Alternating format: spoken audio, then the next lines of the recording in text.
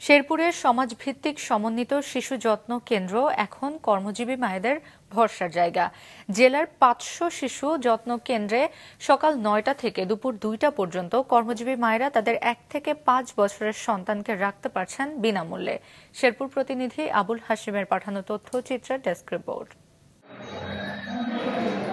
বাংলাদেশ মহিলা ও শিশু বিষয়ক মন্ত্রণালয়ের অধীনে আইসিসিবি প্রকল্পের আওতায় শেরপুর সদর, নালিতাবাড়ী ও শ্রীবর্দী উপজেলায় গড়ে তোলা হয়েছে ৫০০ শিশু যত্ন কেন্দ্র। মূলত দরিদ্র কর্মজীবী নারীদের কথা মাথায় রেখে এই প্রকল্প বাস্তবায়ন করে মহিলা ও শিশু বিষয়ক মন্ত্রণালয়।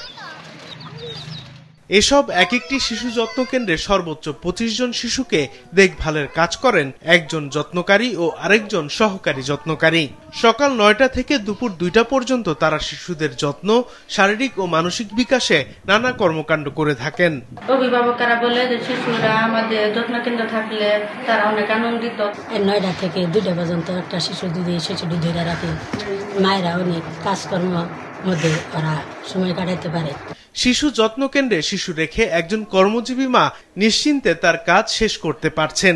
এজন্য বাড়তি কোনো খরচ দিতে হচ্ছে না। শুধু শিশুদের জন্য দুপুরের খাবার বাসা থেকে দিতে হয় বলে জানান সুবিধাভোগীরা। দুপুরে টিফিন দিয়ে রাখা যায়, টিফিন খায়, আর এর জন্য শহরে আমি নার্সিং চাকরিটা সুবিধা মতো করতে পারি। শিশু যত্ন কেন্দ্র পরিচালনার জন্য এলাকার গণ্যমান্য ব্যক্তিবর্গের সাথে সমন্বয় করে কমিটি গঠন করা হয়েছে। এছাড়া প্রকল্প কোঅর্ডিনেটরের মাধ্যমে প্রতিনিয়ত এসব শিশু যত্ন কেন্দ্রের কর্মকাণ্ড পর্যালোচনা করা হয়। ৫০০ যত্ন কেন্দ্র আছে এবং ৫০০ জন যত্নকারী এবং ৫০০ জন সহকারী যত্নকারী নিয়ে আমার কাজ।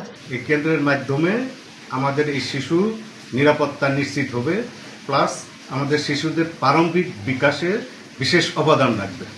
সমাজভিত্তিক সমন্বিত শিশু যত্ন কেন্দ্রের পরিধি সারা দেশে বিস্তার করা গেলে কর্মজীবী মায়েরা তাদের সন্তানের শিক্ষা ও সুরক্ষা নিয়ে নিশ্চিন্ত থাকতে পারবেন বলে জানান সংশ্লিষ্টরা।